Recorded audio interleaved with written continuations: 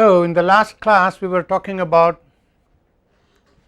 mercantilism and the debate surrounding the mercantilist claims about money supply in the economy and how it was a stimulant, and how after a couple of 100 years of facing criticism, the mercantilist argument eventually got its very powerful revival in the hands of John Maynard Keynes.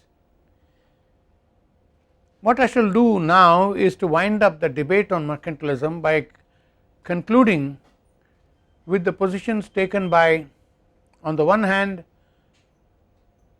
Home as a critique, and on the other hand the defense of mercantilism, probably the best defense, by James Stewart.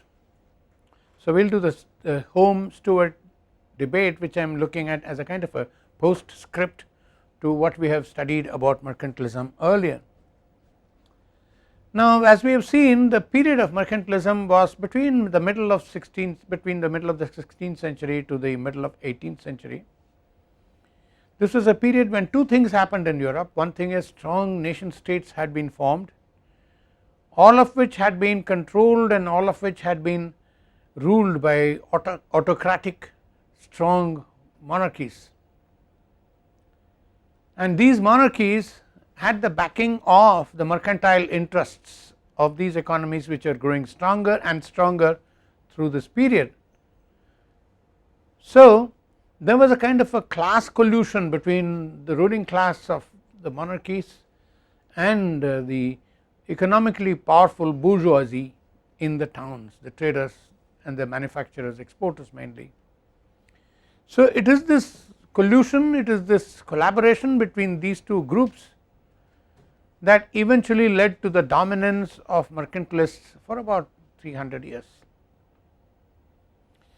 The second thing is that we have the argument for free trade breaking out open by the middle of the 18th century very strongly, very aggressively, as a part of an overall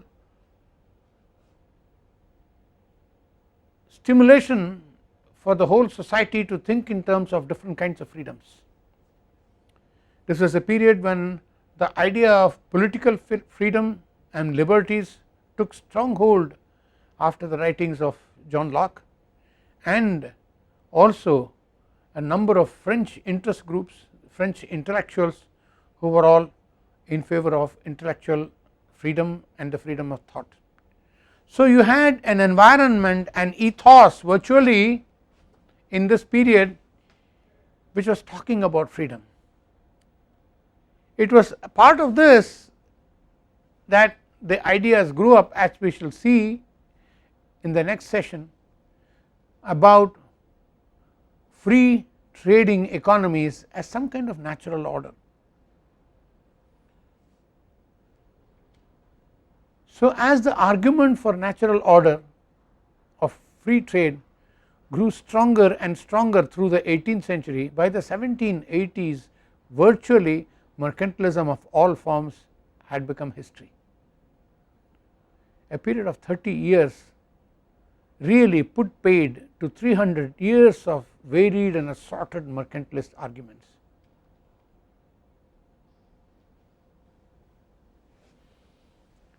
So, what we are seeing today is a kind of a postscript, in the sense the finest criticism of mercantilism as it came through Home, and the finest defense of mercantilism about 15 years after Home through the writings of James Stewart.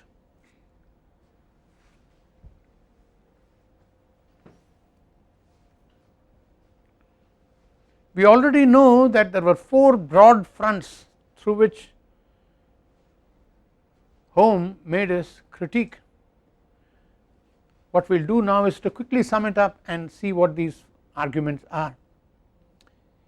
Can somebody tell me what this price specie flow mechanism is?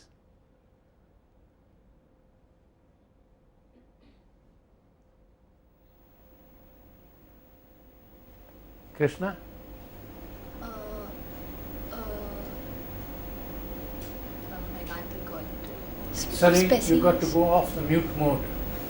I'm not able to recall it properly right Oh, now. okay. So Specie is fine for that. Specie refers to metal or gold. Beautiful. And specie flow. Specie flow would then Price. be money flow, like. Excellent. So what is it all about? So this was related to what the mercantilists believe, that they believe that at all costs you should keep the wealth with you, and at all costs you should keep the money with you. So when you're trading, say with another country, you should you should encourage your traders to pay them in kind and take payments in Gold. gold cash from flow. them. Okay, that's lovely. So in other words, conserve the bullion in your hands, if possible add to it through trade surplus gains. Am I right? Okay, so Holmes' critique against this was simply that importation of gold will increase the volume of money in supply, and it might lead to a small amount of real gain, but fundamentally it will only reverse the whole thing, because what will happen is the cost of domestic manufacturers would rise with more money in circulation, which would mean that domestic industry would lose its competitive advantage with which it has been making trade surplus, and when this competitive advantage is lost, in other words when the prices of domestic manufacturers are rising to equal the price of imports or sometimes cross the price of imports, then all that happens is that the entire advantage in trade is lost.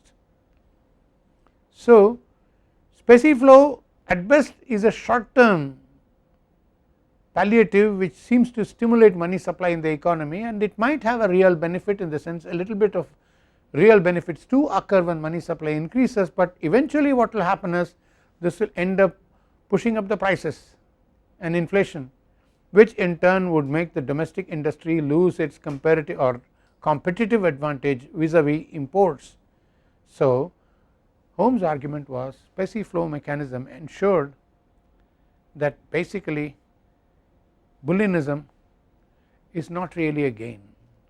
Addition to bullion in the economy is not really a gain. There is a tendency for balance of trade to be continuously equilibrated through gold transfers.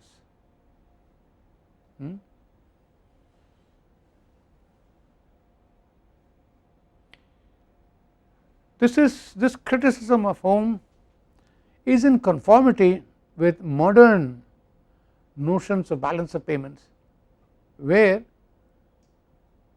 transfer of not so much liquidity, but transfer of assets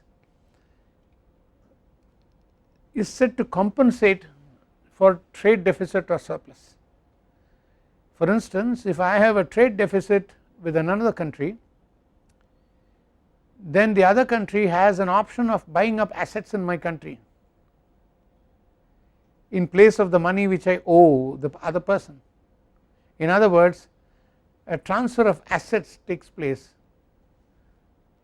So one flow in balance of trade statement, which is a trade deficit, I am importing more than I am exporting, is compensated by a counter flow in the capital account of balance of payments, whereby there is an inflow from abroad into this country. So eventually this offsets the other, and balance of payments remains as it was before in balance. However, a current account flow is countered by a capital account flow within the balance of payments. This is a modern technique, and in order to ensure that this process, this mechanism is working properly, the United Nations, not so much the United Nations, but the International Monetary Fund, which was part of the Bretton Woods agreement, was established precisely in order to finance these short term flows of funds to offset balance of payments disequilibria. So you can see that there is considerable modernity in the idea of Holmes. The flow of gold or assets or cash, as the case may be, is only an offsetting flow which offsets balance of trade disequilibria and restores balance of payments equilibrium. This was basically the power of the price specie flow mechanism argument. If you would like, you can make a note of this.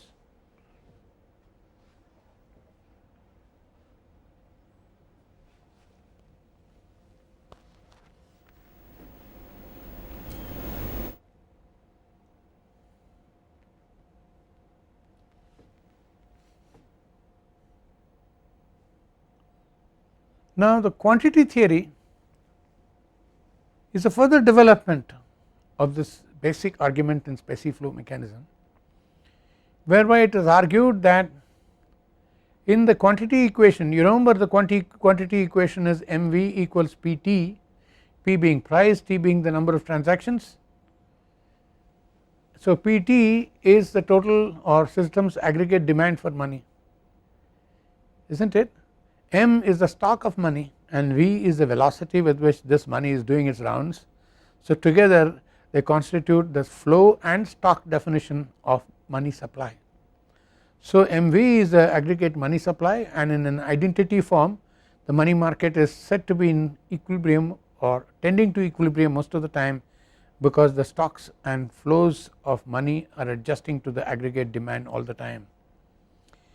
Now, this is broadly the quantity theory, and therefore, what happens in this is, according to Holm, any addition to money supply will have a short term real benefit, in the sense that it will stimulate domestic production, because more money supply comes into the system and it means more spending is possible and people spend more. So far he goes with the mercantilist argument of Booleanism, but he says this is only short lived, because after a while the prices start rising and the benefit in terms of expanded production vanishes.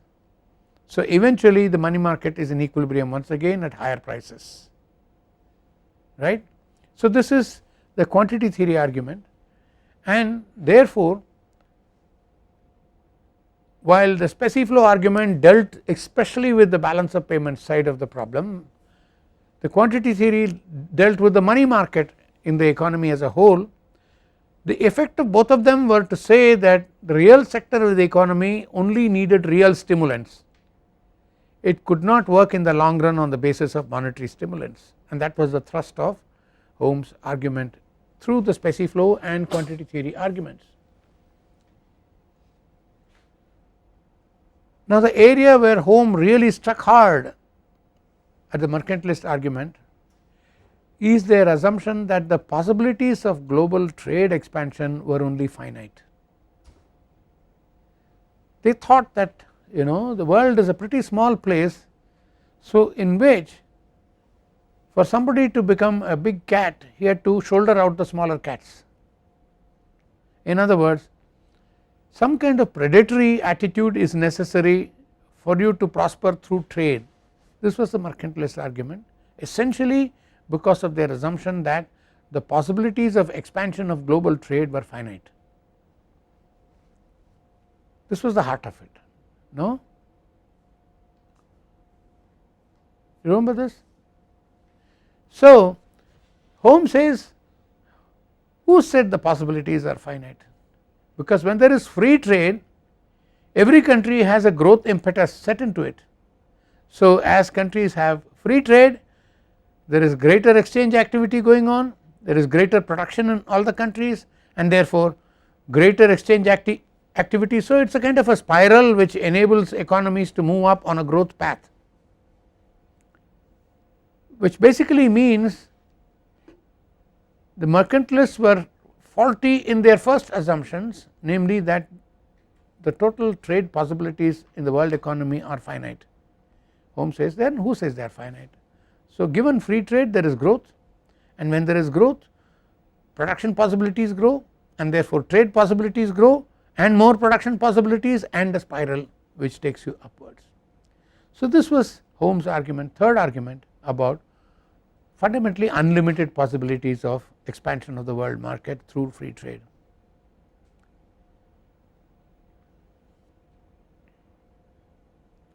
Here again Home was a precursor to a lot of arguments made since 1980s across the world market, where it has been argued that if trade is liberalized, if countries across the world liberalize the trade as a part of a deregulation program, which means you cut down tariff across the board, stimulate imports from one another, this stimulates cheaper cost of production across the world, and this in turn stimulates growth and more exports. In short, a growth based, trade based growth is what has been argued across the world since 1980 as a part of the global economic reform program. You can see that this argument goes right back to Home. He was the earliest one to make this argument.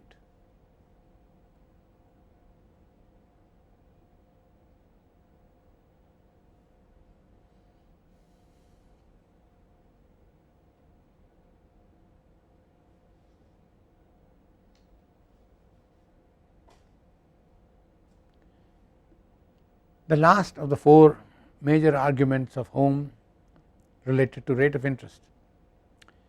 This was a counter by him to ever so many mercantilist arguments about the need for government policy to keep interest rates low.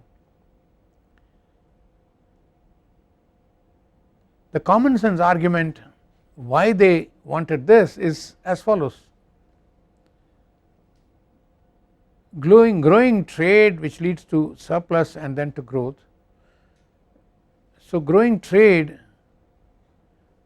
needs to be financed, and if the money for growing trade across the world is available cheaper and cheaper, to that extent it is an incentive for trade to grow even more. So it was basically a mercantile argument. Cheaper interest breeds cheaper financing of trade, and cheaper financing of trade would mean faster growth in trade. This was basically the common sense of it.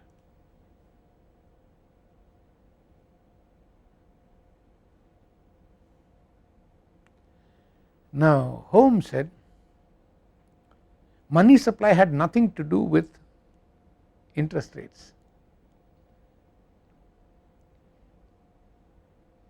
After all, the mercantilists believed that if the government through policy kept the interest rates low, then it would mean cheaper and plenty of money supply would be available to the trading community. Now Home says this is not true.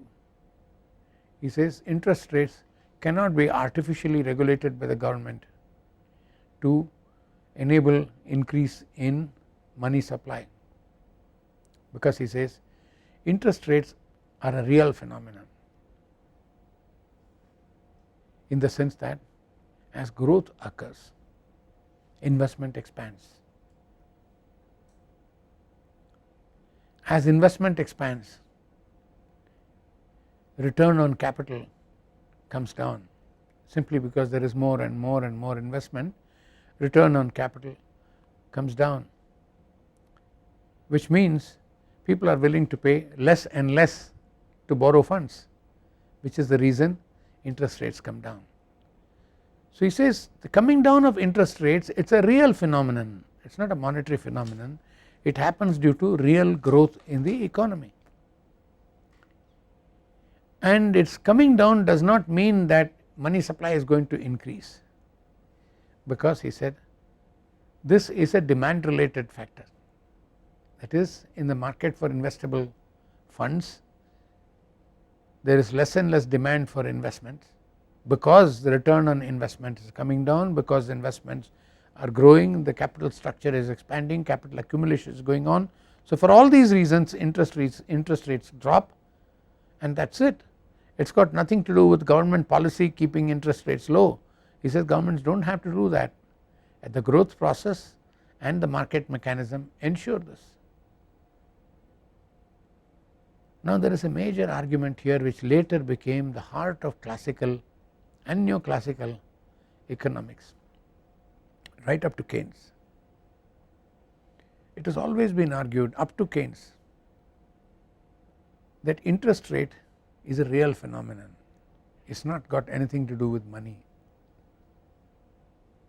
That is, nominal interest rates were not really the heart of the problem in economics according to classical and neoclassical economics.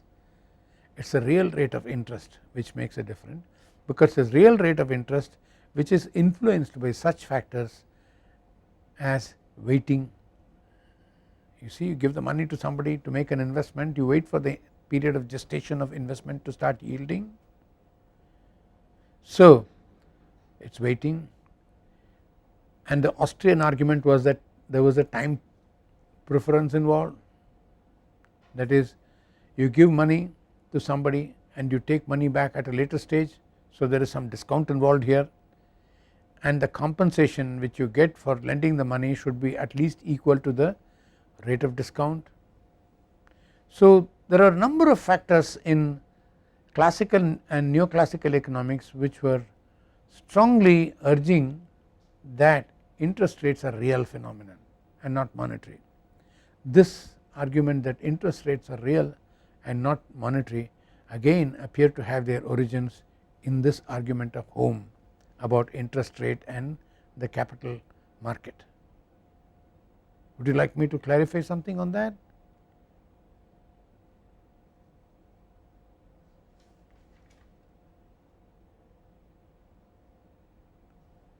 So can I go on?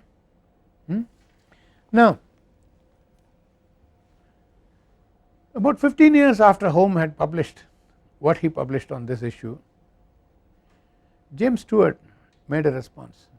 Now James Stewart is acknowledged as a mercantilist, but it seems to me that he was a visionary, that he was a lot more than simply a mercantilist, because as we shall see in about 20 minutes time, James Stewart was actually also a growth theorist, one of the earliest ones. He was trying to explain different stages in the economic growth of an economy. I do not think anybody did that before him.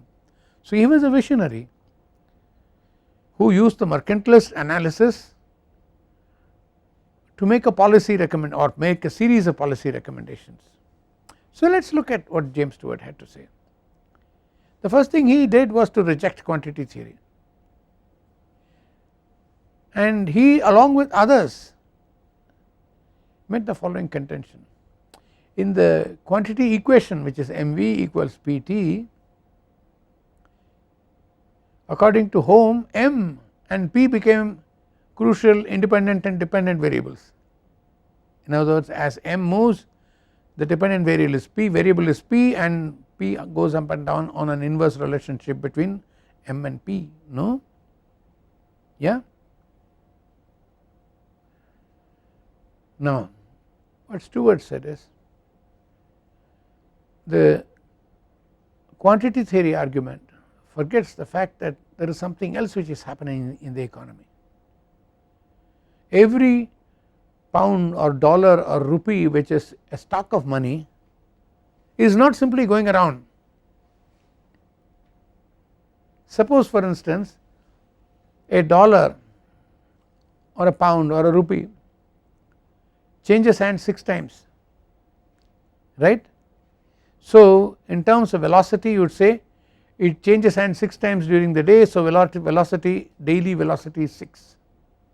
So the total value of money is not just 1 pound but 6 pounds, am I right? Now one thing which this argument overlooks is this, that it does not do 6 rounds in a day, it may do more, it may do less.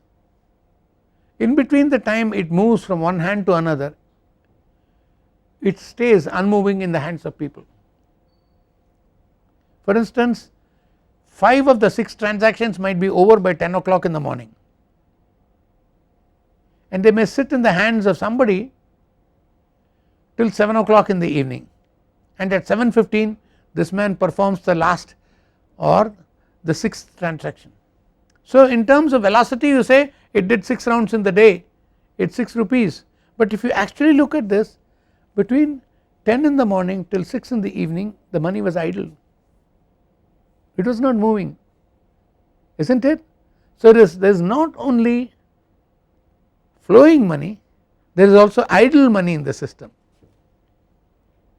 So this idle money which is not flowing, it is the inverse of velocity, am I not right? It is called hoarding. So up to 10 o'clock the velocity is 5, then from 10 o'clock to 6 o'clock velocity is 0, and then at 6 o'clock the velocity is 1, am I not right? But between 10 and 6 the money was hoarded, am I right? So how many rounds the money does during the day also depends upon the periodicity of stagnation of money in people's hands, not flowing, holding, am I right? So Stewart was conscious of this factor of hoarding among other mercantilists. So Stewart said, if hoarding increases velocity drops, if hoarding decreases, that is people are removing money from their private stocks and releasing it into circulation, it is de-hoarding. De-hoarding happens, velocity increases. So he says money market adjustments are happening all the time because people are constantly hoarding and de-hoarding money in accordance with what they need at that time, whether they need cash which they need to release from the hoarding, or whether they have extra cash which they want to just hold and keep away. In other words, the behavior with respect to hoarding is a crucial factor which determines the velocity of money supply. So he says, if this is the case, then how can you correlate money supply with just price, because the adjustments in between money supply and demand is actually happening with hoarding and de-hoarding. When there is an excess money supply, according to quantity theory prices should rise, but according to Stewart it will simply lead to more hoarding. If there is too much money on hand, people will simply put it away instead of spending it on goods. So he says that just because people have more money in hand, it does not mean they spend it, it does not mean that it leads to a price increase, it may simply go into their pockets for another day's spending. So hoarding increases. So according to Stewart, velocity of money supply in the MV equals PT is a crucial variable, and that goes up or down according to whether there is hoarding happening or dishoarding happening, and hoarding or dishoarding happen when there is a discrepancy between money supply and money demand in the economy. So when money supply money demand discrepancy happens, according to Stewart, it does not simply lead to price increase or decrease as the quantity theory says. He says it simply leads to more hoarding or less hoarding, or hoarding or dishoarding, in which case he says there is no reason why you should accept quantity theory at all.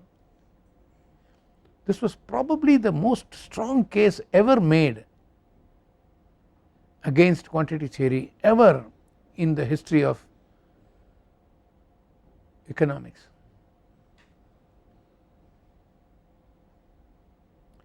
I am not saying that people like Keynes did not make a strong claim against quantity theory. It is true that Keynes had a much wider and much more complex description of the money market than quantity theory could ever do, but till the time of Keynes, one thing which happened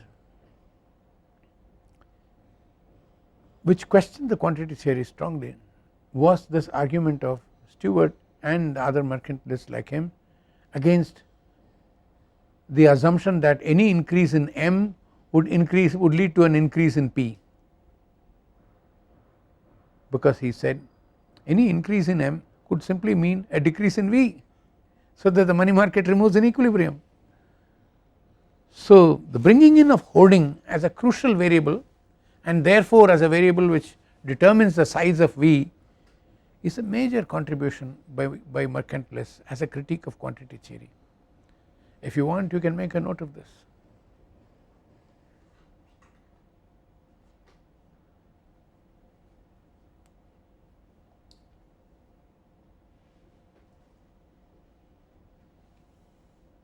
Now, one further extension of this argument of hoarding, later on classical and in a large measure neoclassical economic theory accepted hoarding as an important factor.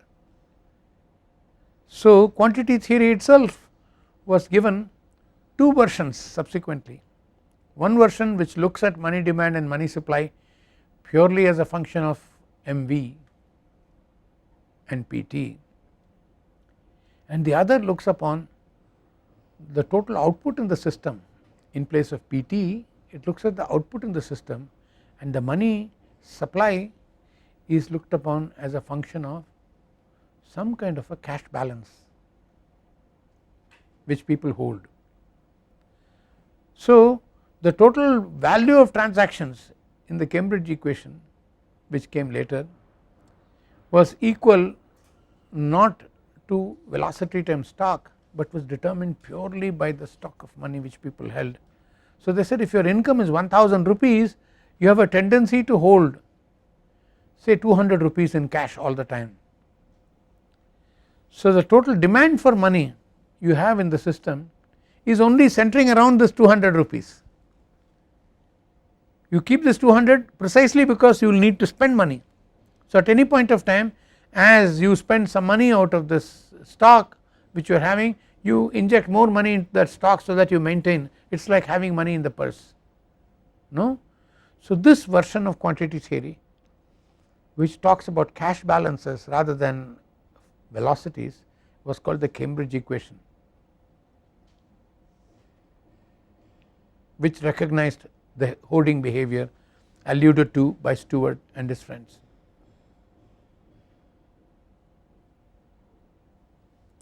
Now, the Cambridge equation is simply some k times, small k times, k is a fraction lying between 0 and 1.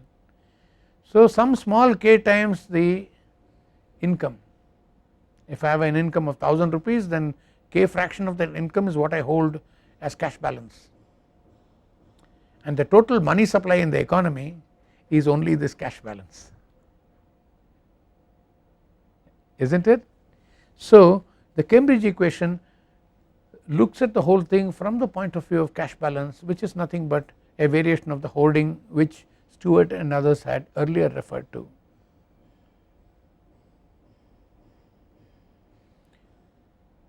So, because of these arguments, because hoarding is the one which is the cushion in the money market, Stewart could argue that money market never went into disequilibrium.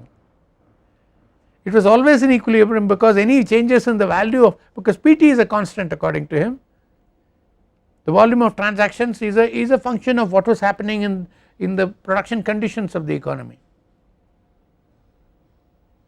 and P is the price at which the transactions are happening, that is it, period. So, adjustments are all taking place not between M and P as quantity theory argued, but between V and hoarding. The volume of V increased or decreased as M changed, so that one side of money market remained unchanged. So, they could argue that money market is always in equilibrium, it can never be in disequilibrium. This was Stewart's argument, a very powerful argument.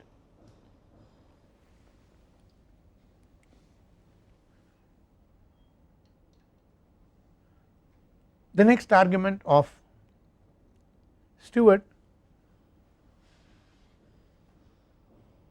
was on the level of employment.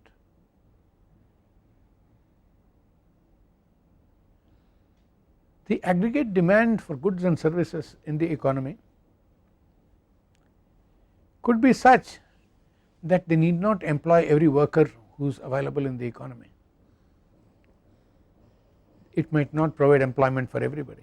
In other words, what Stewart was arguing was that aggregate demand might be such that it might be below the aggregate supply of goods in the economy. There might be an excess supply,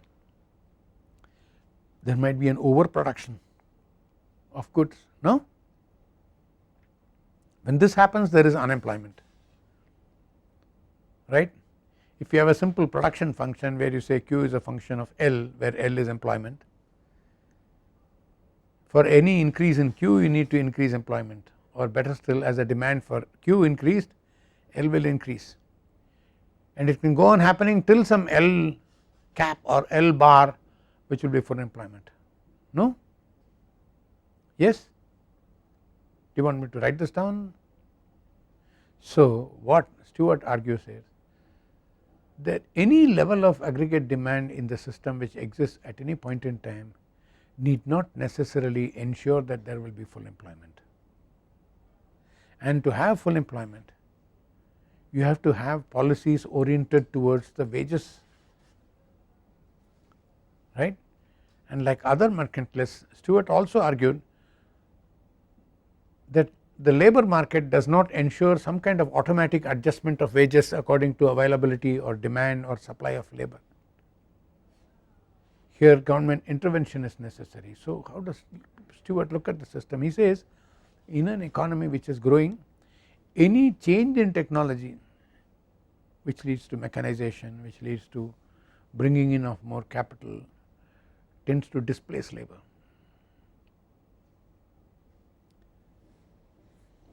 Now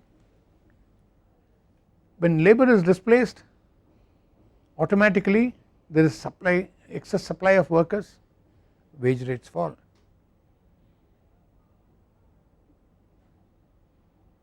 At the same time, the labor market is not by itself adequate to have automatic adjustments which will ensure some kind of an equilibrium wage rate.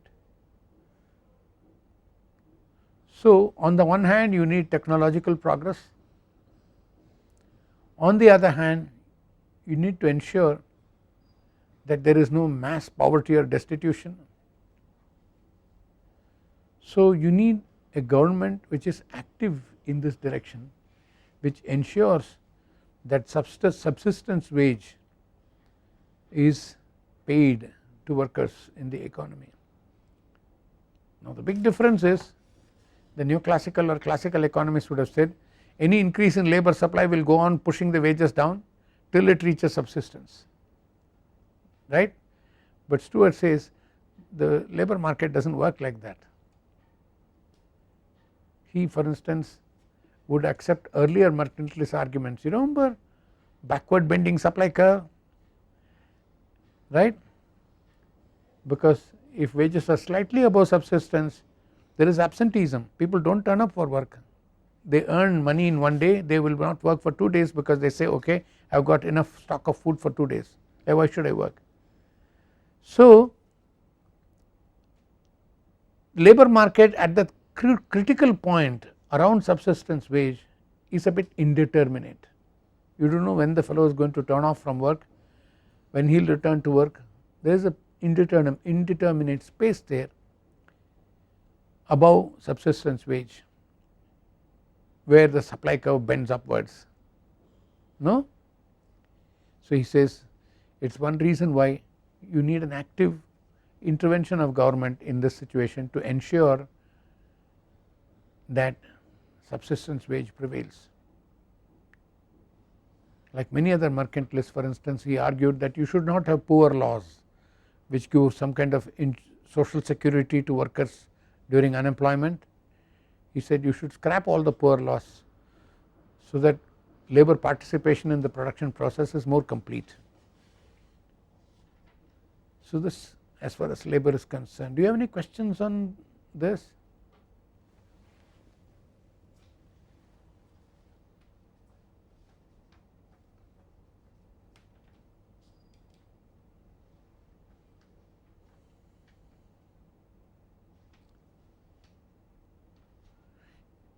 On the question of subsistence wage, it might be interesting to look at Stewart and his successors among the classical economists.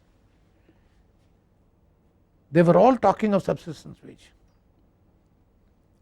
and towards the end of 18th century, in fact there was even a theory which was kind of notorious in terms of the implications of justice it had for workers. It was a theory which said the total funds designated for the subsistence and living of workers in the economy as a whole was fixed and finite. It was called wage fund, not because somebody was fixing that so much money should go, it is just that in any production process a particular proportion of the revenues went for the subsistence of workers. So according to this theory, the wage funds in the economy are in the long run constant, and they provide around subsistence wage rate, but in the short run demand and supply in the labor market cause the wage rates at any point in time to be above or below the subsistence wage rate, but in the long run the total funds devolving around so many workers subsistence in the economy at a constant population assumption is constant. So if population is increasing at a fixed percentage, then wage funds also increase at a fixed percentage. So the statics and dynamics of subsistence wage theory imply that there is something called a wage fund which sustains workers, which is a part of a national income as a whole, and this wage fund is constant. It is a bit of a harsh theory which came under fire in the 19th century considerably from a lot of people who saw the evils of capitalism as being very awesome, gruesome. So a lot of socialist criticism was against wage fund, a lot of non-socialist criticism of capitalism, liberal criticism of capitalism was also focused substantially on the wage fund theory. But most importantly, probably one of the most brilliant of the 19th century followers of Adam Smith, namely John Stuart Mill, his defense of wage fund theory was extremely uncomfortable. He did not have any definitive statement to make on wage funds. He appeared to support wage funds sometimes, and other times he appeared to agree with the questioning of wage fund. This is basically because the moral and ethical implications of this wage fund theory were very strong, much more than the theoretical implications for economics. The moral implications became very crucial, and in the 19th century moral questions on capitalism were asked again and again and again, even by Karl Marx, who could not separate the moral argument about capitalism from the theoretical argument about capitalism, which is why in his manifesto of the Communist Party Marx says, workers of the world unite, you have nothing to lose but your chains. So workers of the world unite could be a theoretical proposition saying that capitalism is falling, so workers should unite and get together and form a new government, that is one. The other is a moral exhortation saying, do not worry, there is nothing for you to lose, you are already chained and shackled in capitalism, so you will only get your freedom when capitalism dies. So you see this combination of moral and scientific argument as far as the subsistence wage fund theory goes, even goes into Marx. I am saying even into Marx because Marx tend to look down upon other socialists as being emotional, utopian and so on and so forth. Well, that is as far as Stewart's argument on wage fund and subsistence are concerned. Now Stewart backed all this with a very interesting theory of economic growth. Stewart's economic theory of growth assumes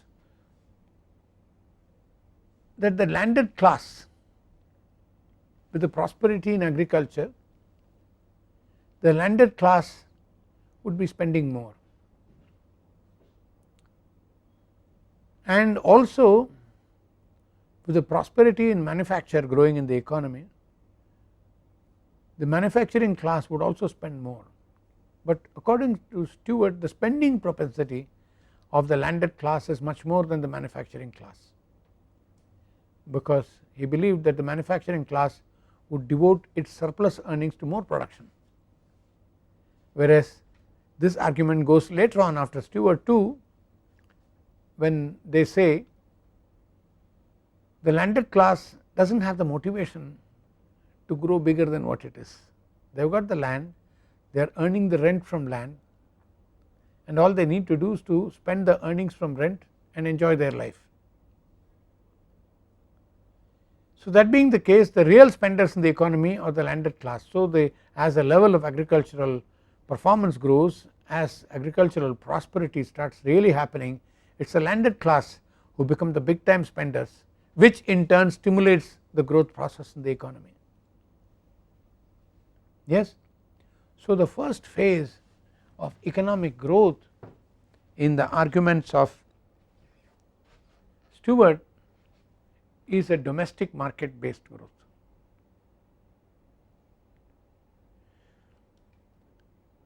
This growth leads to growth of manufacturers and competitiveness among manufacturers, and then this competitiveness enables your movement into the second stage, where your growth is now based on trade surplus. You might import goods for raw material purposes, you might import labor for skill purposes, but you do all this to ensure that your surplus in trade by using these resources is growing. So in the second phase it is a trade based growth, and as this trade based growth goes on and on and on, globally other countries in the world also start getting to be competitive. Gradually you lose competitive edge in a large number of things which you are exporting. It is simply that people are catching up with your technology, people are catching up with your investment capacities and resources. In short, people are getting to be competitive with you. As a result, your trade surplus starts coming down, and then you go to the third stage, where the big spurt of growth occurs, but entirely based on a very prosperous domestic market.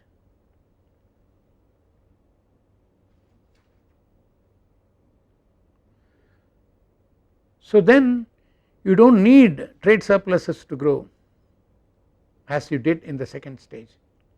You probably will still have trade surpluses, but your engine of growth is your domestic market due to domestic opulence, domestic well-being and domestic spending capacity.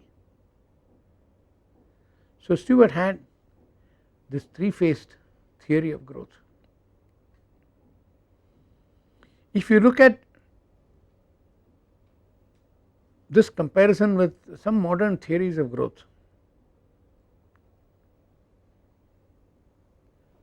it resembles some of the modern theories of trade and growth.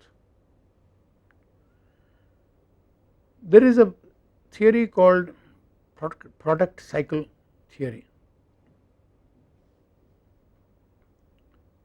which says that the initial spurt of growth happens in a technology, in a product domestically,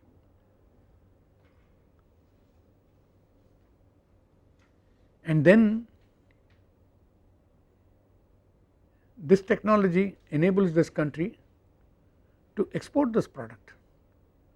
So this country starts earning money by exporting this product, and the product grows really fast because it is now found in export markets being sent all over the world. Then in the third stage, it is cheaper to set up a factory abroad to manufacture this product than to export it. So you make foreign investments. Of course this part is not considered at all in Stewart's model, but what happens in the Stewart model, what happens in the product cycle theory, comes a time when almost everybody is setting up factories to manufacture this product across the world, that is when your intellectual property rights come to an end. 20 years you hold a patent on it, you initially export the product, then you set up factories all over manufacturing the patented product, till finally everybody starts making it, you lose all competitive edge on that. So you come back to dependency on domestic market for the product. So there is a similarity between the product cycle theory of trade and Stewart's arguments about the stages of growth. With this we come to an end to this section, which we have called a postscript to mercantilism. After the break we shall return and discuss theories of natural order which led to free trade.